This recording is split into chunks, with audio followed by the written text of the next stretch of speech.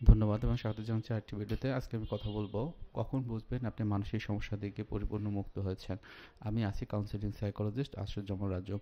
মনের রোগ বা মানসিক রোগ হচ্ছে আমাদের মস্তিষ্কের একটি ব্যাধি, অর্থাৎ আমাদের মস্তিষ্কের ভিতরে যে বিভিন্ন রকমের নিউরোকেমিক্যাল থাকে, যেমন সেরোটোনিন, ডোপামিন বা অ্যাড্রিনালিন, এই ধরনের যে নিউরো ট্রান্সমিটারগুলো সেগুলোর যদি কোনো অ্যাবনর্মালিটি বা অস্বাভাবিকতা দেখা দেয়, তখনই মনের যে রোগগুলো সেগুলো আচরণের মাধ্যমে প্রকাশ পায়। হয়তোবা অনেকে বারবার হাত ধুচ্ছে, অনেক বেশি কষ্ট পাচ্ছে, অনেক বেশি হচ্ছে একা একা থাকছে, কারোর সাথে মিশছে না, বাইরে গেলে বিভিন্ন রকমের ভয় কাজ করছে, এটা অন্যরা দেখছে। বা ওই ব্যক্তি হয়তোবা নিজে এমন কিছু কাজ করে যেগুলো অন্যের কাছে অনেক বিরক্তিকর, রাগের কারণ। এই বিষয়গুলো কিন্তু একটা সময় দেখা যায় যে ওই যে ব্যক্তি যে বিভিন্ন রকমের মেন্টাল যে ইস্যুগুলো সেগুলোর ভিতর থেকে যাচ্ছে তার উপরে কিন্তু প্রভাব ফেলে। তো মানসিক সমস্যার ক্ষেত্রে যেটি গুরুত্বপূর্ণ সঠিকভাবে চিকিৎসা নেওয়া। এই চিকিৎসার ধরনগুলো বিভিন্ন রকমের হয়ে থাকে। মূলত দুই ধরনের যে চিকিৎসা পদ্ধতি সারা বিশ্বব্যাপী থাকে। একটি হলো সাইকিয়াট্রিক ট্রিটমেন্ট, আর একটা হচ্ছে যে সাইকোথেরাপি বা কাউন্সেলিং। সাইকিয়াট্রিক ট্রিটমেন্টের ক্ষেত্রে দেখা যায় যে সেখানে বিভিন্ন রকম মেডিসিনের মাধ্যমে চিকিৎসা কিন্তু দেওয়া হয়ে থাকে। এই মেডিসিনের চিকিৎসাটি তাদেরকেই দেওয়া হয় যাদের কন্ডিশন খুব বেশি সিভিয়ার থাকে। আর কারোর ভিতরে যদি মাইল্ড টু মডারেট লেভেলে থাকে তখন হচ্ছে যে সাইকোথেরাপি বা কাউন্সেলিং, যেটা ওষুধ ছাড়া চিকিৎসা, সেটিই দেওয়া হয়ে থাকে। এখন আপনি হয়তো বা চিকিৎসা দিচ্ছেন 2 মাস, 6 মাস বা একটা সময় পর্যন্ত, এবং আপনি দেখছেন যে আপনার যে সমস্যাগুলো প্রথমে ছিল যার কারণে আপনি একজন সাইকিয়াট্রিস্ট বা সাইকোলজিস্টের কাছে গেলেন, তো ওখান থেকে অনেকটাই ইমপ্রুভ করেছে। এখন কি আপনি ভালো আছেন কিনা কীভাবে বুঝবেন?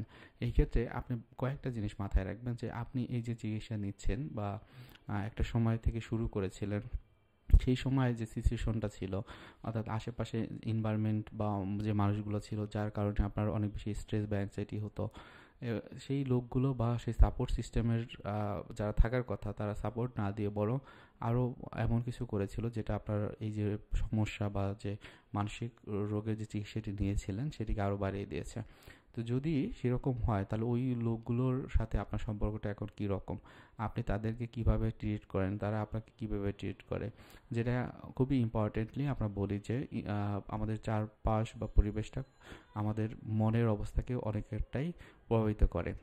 হয়তো এমন হয়েছে যে আপনি যে সোশ্যাল যে সার্কামস্টেন্সে আপনি যে কারোর সাথে কথা বলা, মেশা, অন্যরা আপনার সাথে যে যোগাযোগটা রাখতো যেভাবে, সেই ক্ষেত্রে আপনার কোনো পরিবর্তন এসেছে কিনা পজিটিভভাবে। তো এটা হলো সম্পূর্ণটাই সোশ্যাল যে সেক্টর সেটি। এছাড়া হচ্ছে যেটা আছে ফিজিক্যাল যে প্ল্যাটফর্ম, যেমন আপনি হয়তো বা প্রথমে যখন গিয়েছিলেন আপনার বুক ধড়ফড় করতো, মাথা ব্যথা করতো, হয়তো আপনার ঘাড়ে ব্যথা করতো বা পেটে জ্বালা পোড়া করতো, পায়ের তলা বা হাতের তালুতে। তো এই যে ব্যথা বা কষ্টগুলো সেগুলো কি এখন আছে কিনা।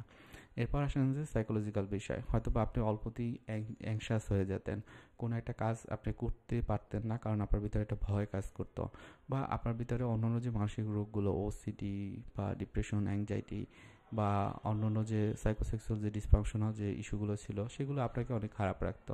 তো এই সময়টাতে সেই ধরনের সাইকোলজিক্যাল বিষয়গুলো আছে কিনা যেটা আপনাকে ইম্পেয়ারমেন্ট তৈরি করে।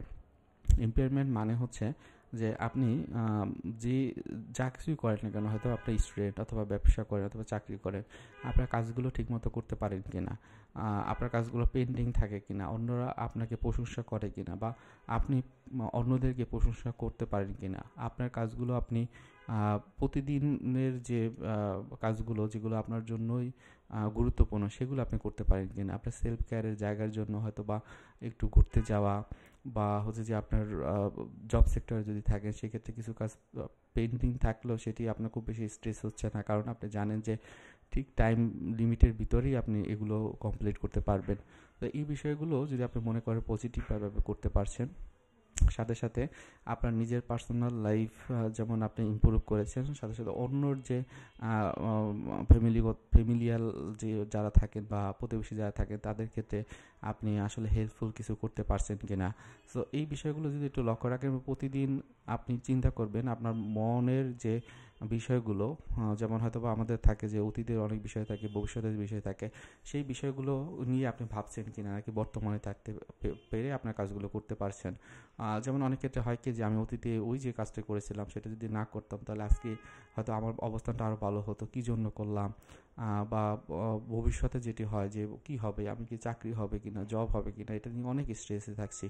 সেটা যদি এমন হয় যে মাইল্ড লেভেলে, অর্থাৎ মিনিমাম একটা লেভেল, সেক্ষেত্রে আপনি মনে করতে পারেন যে হয়তো আপনি ভালো আছেন।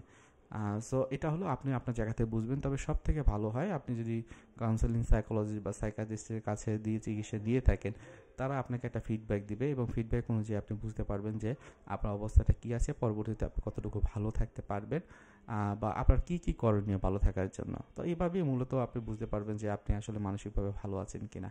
আজকে ভিডিও এখানে রাখছি। আপনি যদি নতুন হয়ে থাকেন, অবশ্যই নতুন নতুন মানসিক স্বাস্থ্যের বিভিন্ন রকমের ভিডিও পেতে হলে আপনাকে সাবস্ক্রাইব করে রাখতে হবে এবং লাইক, কমেন্ট এবং শেয়ারিংয়ের মাধ্যমে আপনি অবশ্যই আপনার মনের কথা আপডেট আকারে আমাদেরকে জানাবেন।